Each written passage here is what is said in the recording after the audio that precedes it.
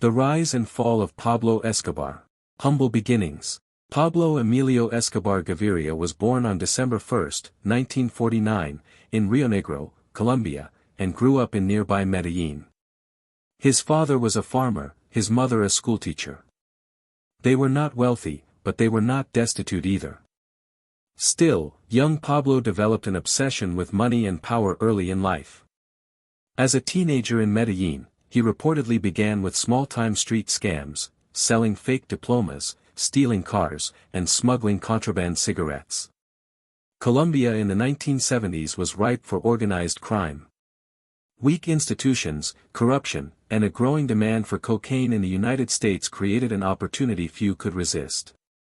Escobar didn't just resist, he seized it. Building the Medellin Empire.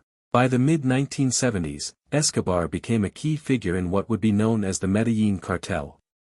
Alongside other traffickers, he pioneered large-scale cocaine smuggling routes into the United States. Planes, boats, hidden compartments, nothing was too bold. At the height of his power in the 1980s, the cartel controlled an estimated 80% of the world's cocaine trade. Forbes magazine listed Escobar as one of the richest men in the world.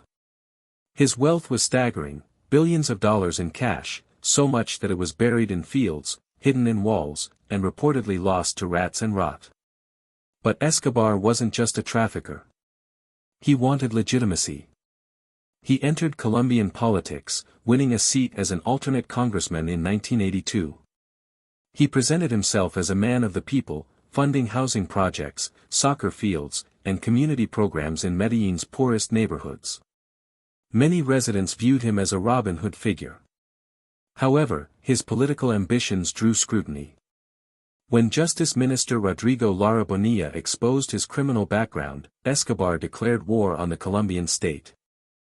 Terror and plata o plomo. Escobar's strategy became infamous: plata o plomo, silver or lead. Accept the bribe, or face a bullet. Judges, police officers, journalists, and politicians were assassinated. Bombs exploded in cities.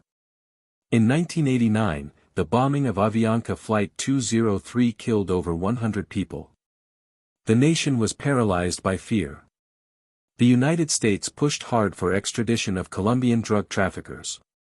Escobar feared U.S. prisons more than death. His campaign of terror was partly aimed at forcing Colombia to ban extradition, and for a time, it worked. A prison fit for a king. In 1991, after negotiating with the government, Escobar agreed to surrender, under one extraordinary condition: he would build his own prison. That prison was La Catedral. Rather than a traditional jail, La Catedral resembled a luxury compound overlooking Medellin. It had a soccer field, a bar, a waterfall, and private quarters. Escobar continued running his empire from inside, holding parties and conducting business freely. But when authorities discovered he was torturing and killing rivals inside the prison, the government decided to transfer him to a real facility. In July 1992, Escobar escaped. The hunt begins. Now a fugitive, Escobar faced a new reality. The Colombian government formed an elite task force known as the Search Bloc, working closely with the Drug Enforcement Administration and U.S. intelligence agencies. At the same time, a mysterious vigilante group emerged, Los Peeps, people persecuted by Pablo Escobar. Comprised of rivals and enemies, they assassinated his associates and destroyed his properties. Escobar's network began collapsing from both sides. Safe houses were raided. Lieutenants were captured or killed. His fortune dwindled. His once vast empire shrank to a few loyal bodyguards.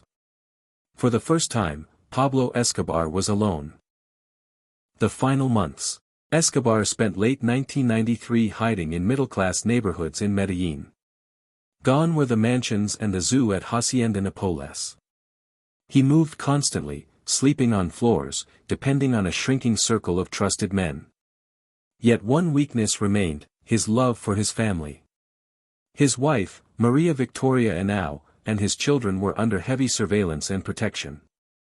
Escobar missed them desperately. He began making long phone calls to his son, despite knowing authorities were using radio tracking technology. Each call narrowed the search.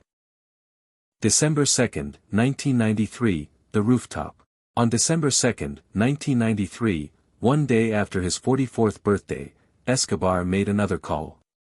The signal was traced to a neighborhood in Medellin. Within minutes, the search block surrounded the building. Escobar and his bodyguard, Alvaro de Jesus Agudelo, El Limón, attempted to escape across the rooftops. Gunfire erupted. El Limón fell first. Escobar ran, clutching his side. Officers fired again.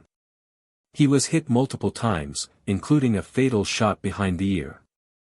When the shooting stopped, Pablo Escobar lay dead on a rooftop. Photographs of his body were taken as proof. Some officers celebrated openly. After more than a decade of terror, Colombia's most feared criminal was gone. Legacy, monster or myth?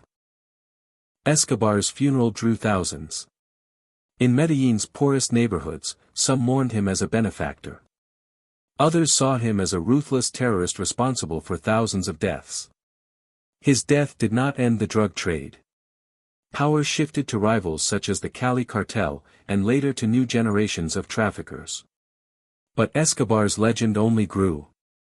Books, documentaries, and television series like Narcos would later dramatize his life, turning a brutal chapter of Colombian history into global entertainment. The final truth. Pablo Escobar began as a street hustler chasing money. He became one of the richest and most powerful criminals in history. He declared war on a nation. And in the end, he died not as a king, but as a hunted man, running across a rooftop in the city he once ruled. His empire was built on fear, money, and blood. And it ended with silence.